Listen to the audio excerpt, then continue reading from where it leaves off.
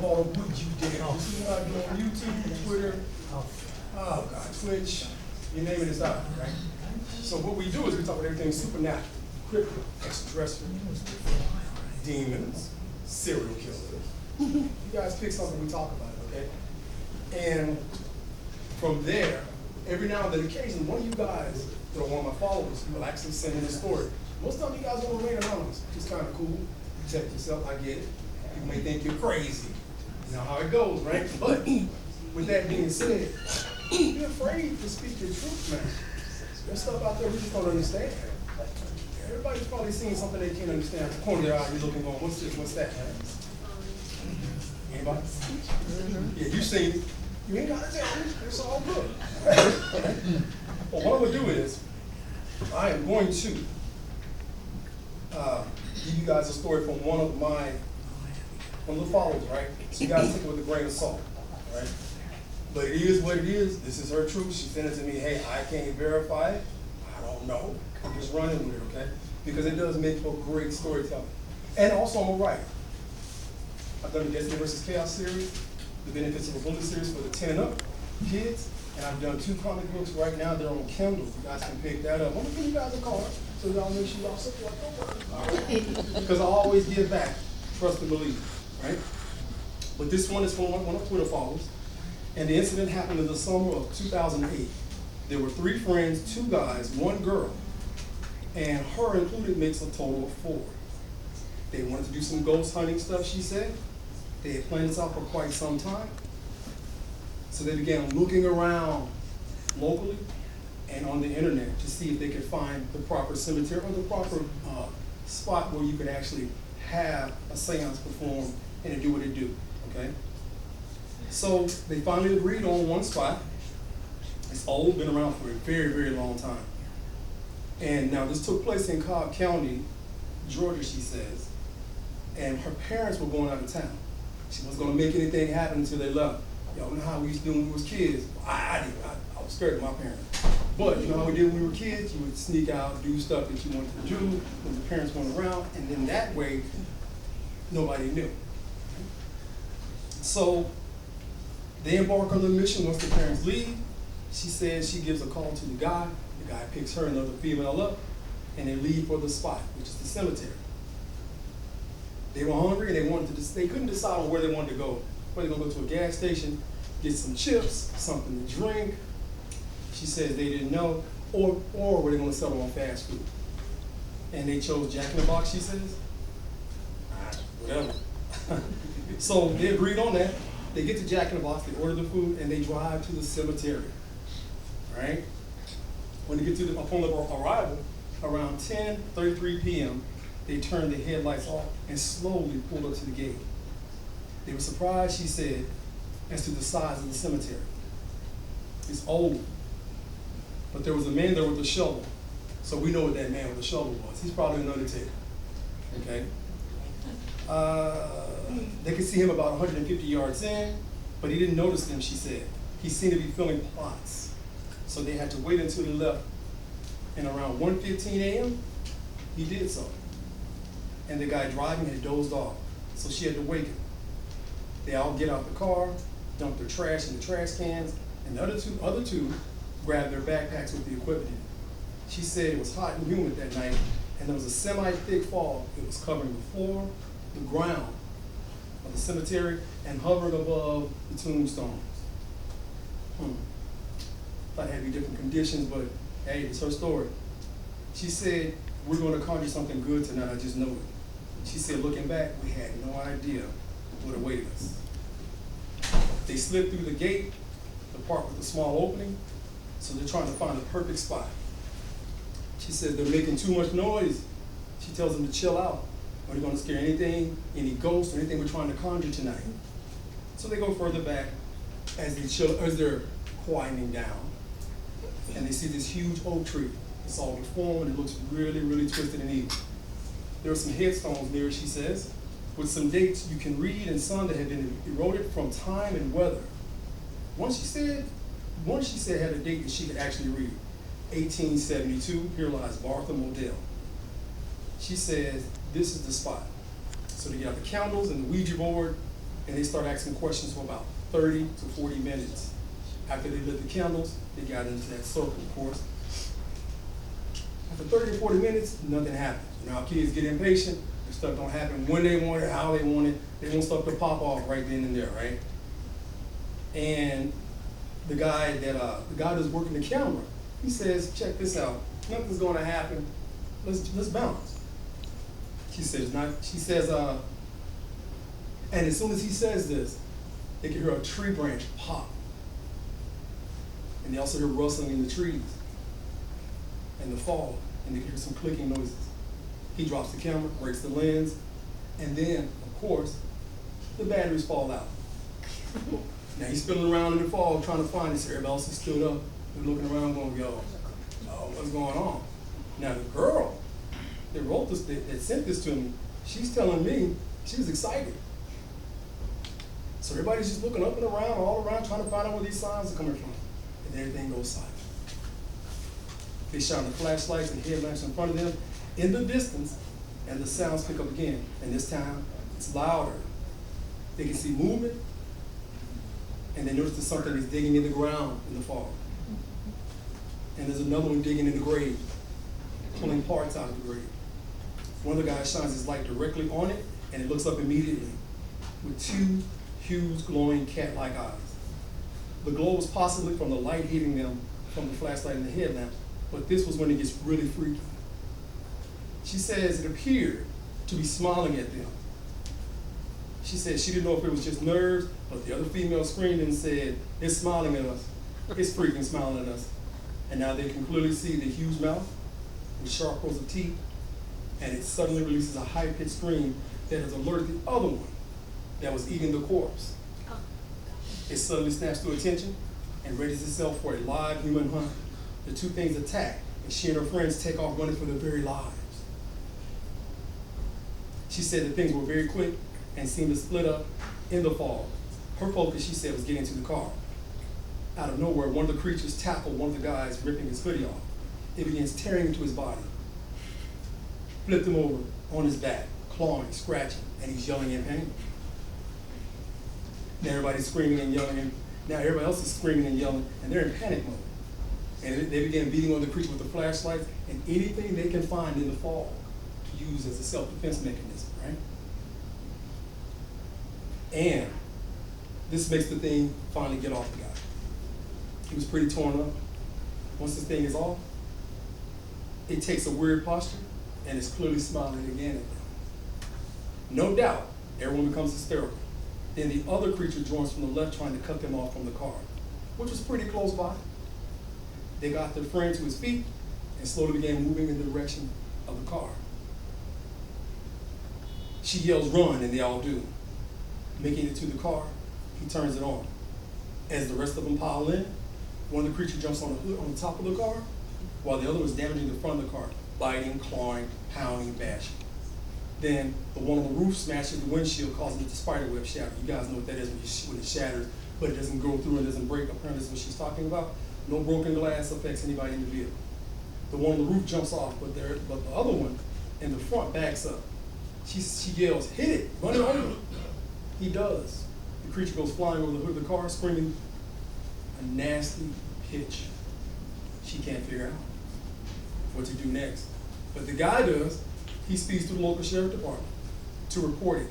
But they're not willing to file, which will be the local sheriff department will be willing to file, because they think that these kids are young and on drugs or been drinking. I would think so too. Y'all can't play like y'all, but I would think the exact same thing. She said they didn't want their parents to find out, as they were out of town. They described the creatures as dark gray and the other one dark brown, with a foul odor, sharp teeth, and huge yellow eyes. They told them where the creatures were, and reluctantly the head officer in charge, sent some deputies to check it out. About 20, 30 minutes later, they go. They arrive at the cemetery, which wasn't really that far, away. They began talking to dispatch, verifying strange movement. As she and her friends listened, the deputies began to sound off in distress, but said, stand by to dispatch. A few minutes later, the deputy said they're en route back to the station, while the other deputy she yelled out, "Shots fired." Then silence on the radio. Finally, when the two deputies came back, the ones that left the other guys, it's kind of hard. Well, if you leave me and I'm a deputy, we'll get to that in a minute. And the two deputies came back, one helping the other with a bloody, ripped up shoulder. And the girl responds, "You thought we lied. You saw them, didn't you? Nasty, wasn't it?" The commanding officer told him, "You guys just go home, be quiet." And then the officer that was bleeding said, "Yeah, it's real, it's legit, it's real." The commanding officer said, "Don't share this." They left. But when they left, when the girl and her friends left, they could see them gathering heavy firearms, shotguns, AR-15. She said she assumes they're going back to help the others. Of course they're going back to help the others. I was making fun of her when she said that. And the others that were left dealing with those things. But we also know the state troopers pulling up as well. That would be smart. I think that's about how it goes too. And she said we went home stunned, barely to speak about this. And it never made the news. That's the puzzling part. But we know what we saw. And it was the scariest moment of my life. That's what she says. Again, there's no way to verify that, right? But before you start doubting and eye rolling, check this out. There's a thing called the Beast of LBL. I don't know if you guys ever heard of that. It's back in Kentucky where I'm from. Happened in the early 80s. There's a Hopkinsville Goblin, another part of Kentucky where I'm from, 1950s, right? And then the Las Vegas alien crash accompanied by that blue light streak that just happened. You guys have heard about that, right? That's cool. You will know, because that one is making a lot of headlines. You saw this information where they're talking about the aliens and stuff that's happening, stuff that they've been talking about for 50, 60, 70 years, right? And all of a sudden it's coming to light.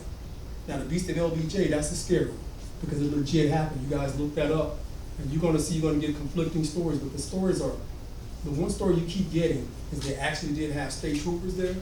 They had a lot of people there, law enforcement. Some of the guys were actually puking and throwing up from what this thing, which reminds me of what she's talking about, what it did to that family. Tore the little girl up, tore the dad up, the son up, and the mother. It wiped out 4 of them. This ain't my words. This is something you can Google and look it up right now. You're gonna see, yo, that's legit, right? And I went to the Hopkinsville Goblin site a month ago, just to see. And Kelly, if you blink, it's a wrap. You won't even see it. So what I try to do, I try to go to some of these spots because again, I really like to make sure that I bring truth to what I'm doing. Because I do sci-fi, horror, I do that kind of thing, right? Because it's such a big world out here, and the universe is even bigger.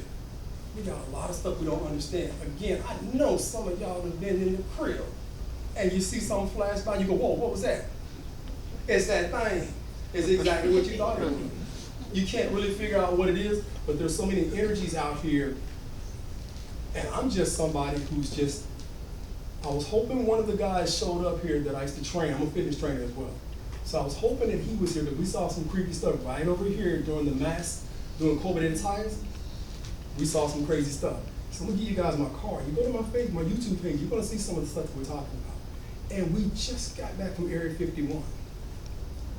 I've actually got footage. I'm gonna show that. I just got that set up to premiere today at 6 o'clock, okay? You guys be sure to jump in there, leave a comment, like, share, and subscribe. Do what you guys do. You just check out the information. And it's got other stuff that we've seen with the big 30-foot metal alien. We do a lot of stuff. I do a lot of stuff. And if I don't want to put my girl in a situation where we got to run. I'm outrun her. No, I'm playing. I'm going to make sure I protect her.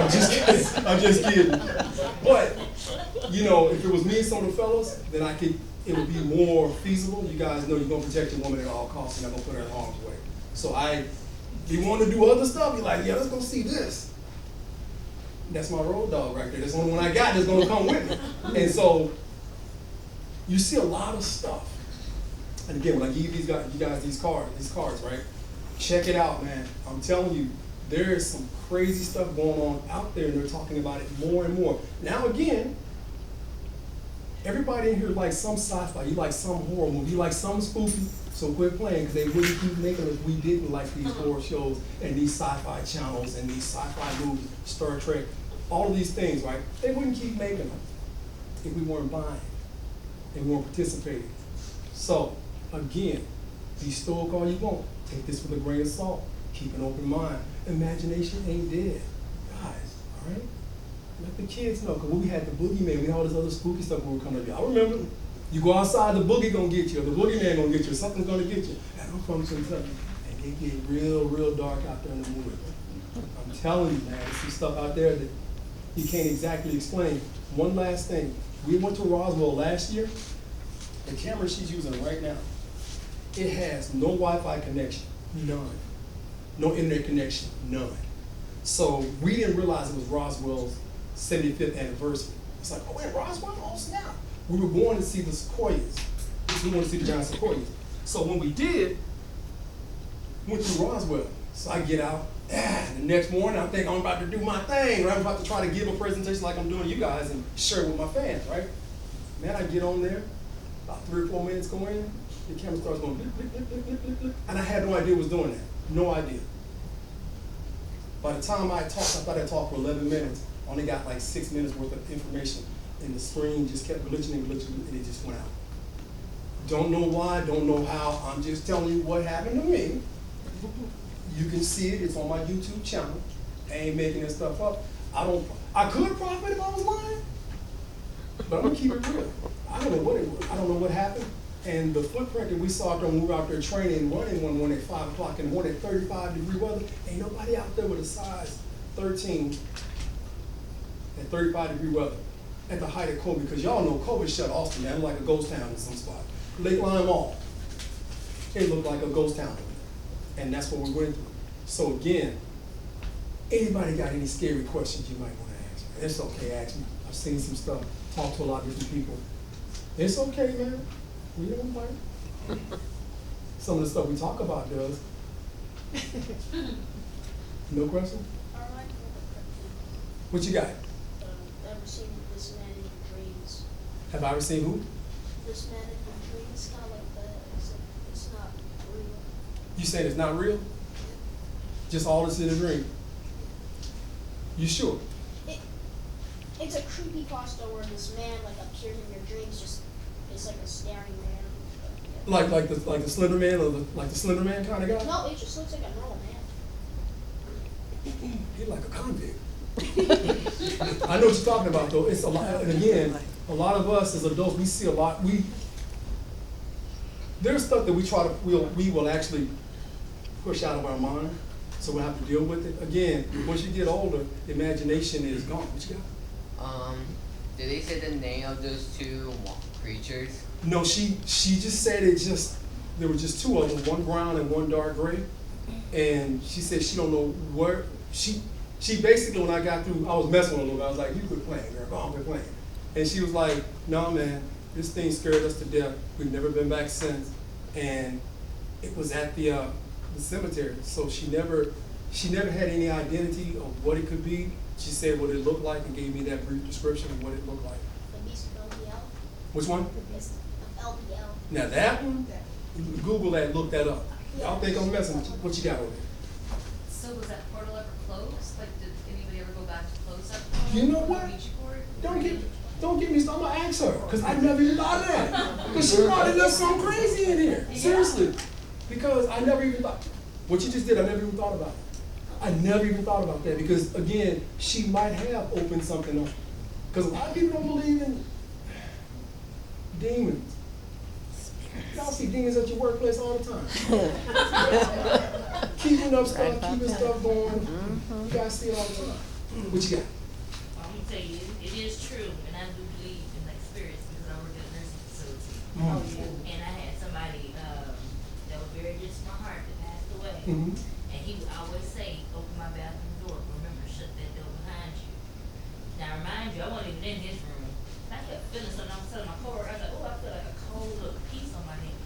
Before he passed away, he always said, you're so beautiful. And I was just I was a funk. I was like, I don't want to be at work, I don't want to be here. And he would, every time I go to his room, he made me feel good. So I was going to take care of somebody on the opposite hallway, and I kept feeling this on my neck, and I was like, oh, we ain't done anything, we ain't done. Went down into the room, well, to her room, and I be dog. I was sitting there, I left the bathroom door closed. There's no way for this door to open by itself. And all of a sudden the door just started creaking. And I said, you can't walk. This is a bed-bound person. I'm looking around, no, you can't walk. Ain't nobody else in here, but I kept having that feeling. As soon as I came out, the door just swung open, and as soon as I walked out the door, that door said, ah! I said, ah! I said, oh, you playing games now. I said, I can't do this. There's no way. These are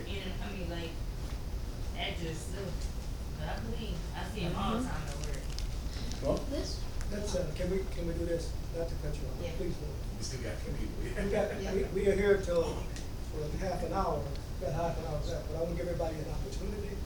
So I'm just saying, we can continue, if you want to talk to this young man, or after you want questions about stuff, Yes. he's gonna be here, I'm sure, and we can answer questions and stuff, so that's why we want to keep it moving if we can.